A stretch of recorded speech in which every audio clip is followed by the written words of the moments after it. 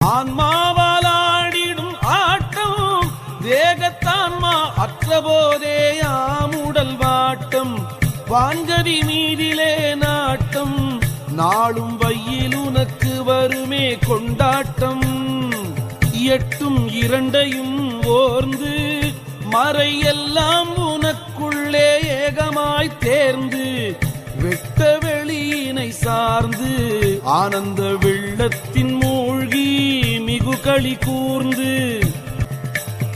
இந்த உலகமும் உள்ளு சற்றும் இச்சை வையாமலே எந்நாளும் கள்ளு சென்றேன் வெள்ளம் அதை மொள்ளு உன்றன் சிந்தை தித்திக்க தெவிட்ட உட்கொள்ளு.